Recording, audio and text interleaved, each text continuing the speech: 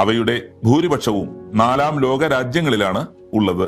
കഴുതകളെ വിറ്റ് കാശുണ്ടാക്കുന്ന രാജ്യമാണ് പാകിസ്ഥാൻ. ചൈനയുടെ പാരമ്പര്യ മരുന്ന് നിർമ്മിക്കാനായി 10,000-കണക്കിന് കഴുതകളെയാണ് ഓരോ വർഷവും കൊല്ലുന്നത്. ചൈനക്കാർക്ക് കൊല്ലാനും കൃഷി ആവശ്യത്തിനുമായി പാകിസ്ഥാനികൾ കഴുതകളെ വളർത്തി വലുതാക്കി വിൽക്കുന്നു. ചരിത്രത്തിൽ വലിയ സ്ഥാനമാണ് കഴുതകൾക്കുള്ളത്.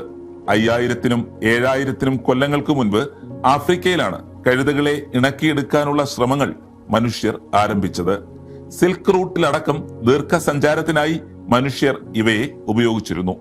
പല സുപ്രധാന യുദ്ധങ്ങളിൽ പോലും മനുഷ്യന്റെ സഹായിയായിരുന്നു കഴുത. കൂടെയുള്ള മറ്റു ജീവികളുടെ സുരക്ഷയും സ്വന്തം ഉത്തരവാദിത്വമായി കരുതുന്ന ഇവയെ പണ്ട് ആട്ടിടയന്മാർ ആട്ടിൻകൂട്ടത്തിന്റെ കാവലായി വരെ ഉപയോഗിച്ചിരുന്നു. എത്രയോ മുമ്പ് നടന്ന യാത്രാവഴികൾ ഓർത്തുവെച്ച് സഞ്ചരിക്കാനാകുമെന്നതിനാൽ ദിശ തെറ്റിയ കച്ചവട സംഘങ്ങൾക്കും ഇവ വഴികാട്ടികളാവുന്നു. തന്റെ യൗവനം നിലനിർത്താൻ ഈജിപ്ത് രാജ്ഞിയായ ക്ലിയോപാട്ര 700 കഴുതകളുടെ പാലിലാണ് നിത്യവും കുളിക്കാറുള്ളതെന്നത് വെറും കഥയല്ല. കാരണം ജീവകം A, B, B1, B12, C, E എന്നിവയാൽ സമ്പന്നമാണ് കഴുതപ്പാൽ. അതുകൊണ്ട് തന്നെ മികച്ച രോഗപ്രതിരോധ ശേഷി പ്രദാനം ചെയ്യുന്ന ഒന്നുകൂടിയാണിത്. മാത്രമല്ല സൗന്ദര്യവർദ്ധക വസ്തു എന്ന നിലയ്ക്കും ഇത് ഉപയോഗിക്കുന്നുണ്ട്. ചർമ്മകാന്തി വർധനവിനും വാർദ്ധക്യ സംബന്ധമായി ഉണ്ടാകുന്ന ചുളിവുകൾ ഇല്ലാതാക്കുവാനും കഴുതപ്പാലിന്റെ ഉപയോഗം നല്ലതാണ്. അതുകൊണ്ട് തന്നെ തൊട്ടാൽ പൊള്ളുന്ന വിലയാണ് കഴുതപ്പാലിന്. കഴുതപ്പാൽ പോലെ തന്നെ കഴുത ചാണകത്തിനും ആവശ്യക്കാർ ഏറെയാണ്.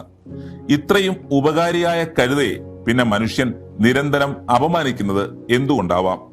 മണ്ടൻ, മടിയൻ എന്ന പേരുകളൊക്കെ ഇവയ്ക്ക് കിട്ടിയത് ഇവരുടെ പ്രത്യേകമായ അതിജീവന തന്ത്രം മൂലമാണ്.